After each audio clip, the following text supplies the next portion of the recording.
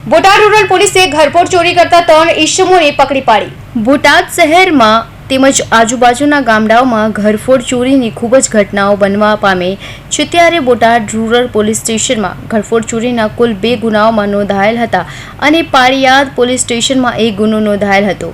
આ બાબતે Botad rural police staff આ બાબતે આરોપીઓની શોધખોળ કરી હતી, ત્યારે આજે આ ઘરફોડ ચોરી કરતા 3 ઈસમોને ઝડપી પાડવામાં બોટાદ રૂરલ પોલીસને સફળતા મળી હતી। ત્યારે આ 3 આરોપીઓને ઝડપી પાડી સોના ચાંદીના દાગીના તેમજ રોકડ રકમ તથા મોટરસાયકલ સહિતના મુદ્દા માલ આરોપીઓ સાથે પોલીસે કબજે લીધો હતો। બોટાદ જિલ્લાની અંદર ગત 3 માસમાં જે મિલકત સંબંધી બનાવ બનેલા છે એ શોધી કાઢવા માટે રેન્જ આઈજીપી શ્રી ગૌતમ પરમાર સાહેબની સૂચના મુજબ બોટાદ રૂરલ પોલીસની ટીમ એક્ટિવ હતી।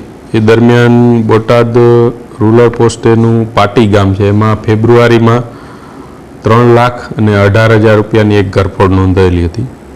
જે ઘરફોડ ચોરીની તપાસ દરમિયાન Botad rural PI VL Sakariya તથા પીએસઆઈ રાવની જે ટીમ છે એમને ખાનગી રાહે તેમજ ટેકનિકલ સોર્સિસ કામે લગાડેલ એ આધારે હકીકત મળી હતી અને પેટ્રોલિંગમાં હતા દરમિયાન એમને અગાઉ ચોરીના ગુનામાં પકડાયેલા આરોપીઓ એના વિગત જણાવું તો એક અજય ઉર્ફે બોડિયો, લકાભાઈ ઝાપડિયા તથા બીજો કરણ જયંતિભાઈ ઝાપડિયા અને ત્રીજો છે હીરાભાઈ ઉર્ફે નાનો સાથળિયા।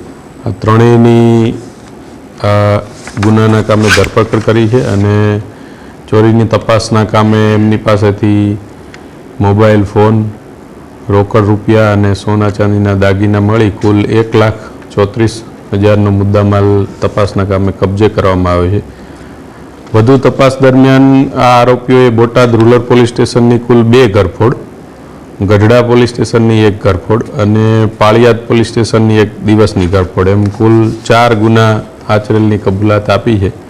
હાલ આરોપીઓને અટક કરી અને વિશેષ તપાસ ચાલુમાં છે।